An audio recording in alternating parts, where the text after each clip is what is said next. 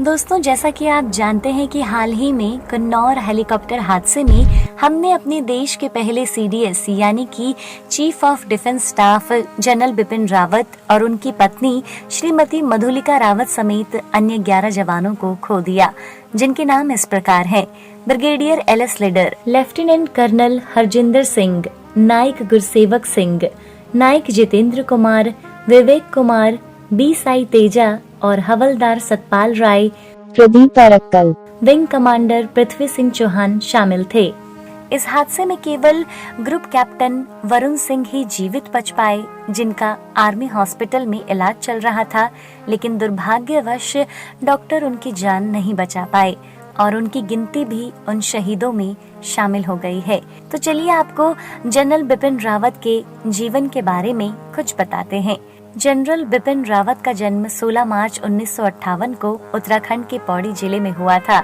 इनके पिता का नाम लक्ष्मण सिंह रावत था, जो इंडियन आर्मी में एक ऑफिसर थे। बचपन से ही आर्मी बैकग्राउंड होने के कारण देशभक्ति इनके खून में पहले से ही थी और इनको सेना में जाने की प्रेरणा यहीं से मिली। अगर हम इनकी शिक्षा के बारे में बात करें तो इन्होंने कैम्ब्रियन हॉल स्कूल देहरादून से अपनी जूनियर स्कूल शिक्षा हासिल की। फिर इसके बाद ये आगे की पढ़ाई के लिए सेंट एडवर्ड स्कूल शिमला चले गए। अपनी स्कूली शिक्षा खत्म करने के बाद वो अपने उच्च शिक्षा के लिए NDA यानी कि नेशनल डिफेंस एकेडमी खड़कवासला चले गए। अपनी ग्रेजुएशन करने के बाद इन्होंने IMA देहरादून से ट्रेनिंग लेने के बाद इंडियन आर्मी में शामिल हुए। इतना ही नहीं, इन्होंने defence service staff college Wellington से MPhil में मास्टर्स की।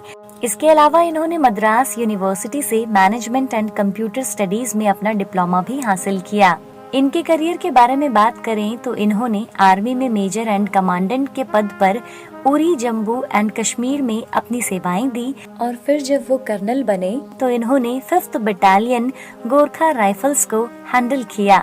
इतना ही नहीं, इनको 1 सितंबर 2016 को आर्मी का 37वां वाइस चीफ बनाया गया और 31 दिसंबर 2016 को ये आर्मी के 27वें आर्मी चीफ बने। इनके आर्मी चीफ बनने के बाद इन्होंने सेना में कई बदलाव के बारे में सोचा, जैसे सेना में आधुनिकीकरण कैसे किया जाए, कैसे सेना को भविष्य में होने वाली लड़ाई के लिए तैयार किया जाए, और भी कई ऐसे मिलिट्री ऑपरेशंस हैं जिसमें इनकी एक अहम भूमिका रही है। चाहे वो कश्मीर में चल रहा मिशन ऑल आउट हो, जिसमें कई आतंकवादी हमारे सुरक्षा बलों द्वारा ढेर कर दिए गए, या फिर डोकलाम विवाद हो।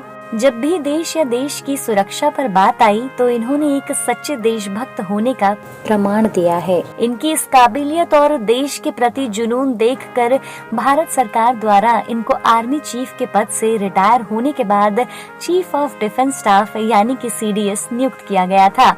पर हाल ही में हुए हेलीकॉप्टर हादसे ने उन्हें हमसे हमेशा के लिए छीन लिया और वाकई में ऐसा देशभक्त मिलना बहुत ही मुश्किल है, जिन्होंने अपनी पूरी लाइफ देश की सेवा और सुरक्षा में दे दी।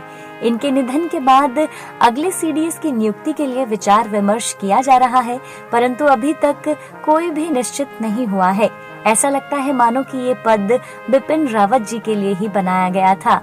इनके जैसा बहादुर और जाबाज ऑफिसर सरकार के लिए ढूंढ पाना बहुत मुश्किल चुनौती है, लेकिन इतना तय है कि जो कोई भी अगला CDS नियुक्त होगा, परंतु शायद ही वो इनकी कमी को पूरा कर पाएगा, क्योंकि उसे उनके बचे हुए लक्ष्य को पूरा करना होगा, जो कि थोड़ा कठिन होगा। हमें गर्व है ऐसे देशभक्त पर। जय हिंद।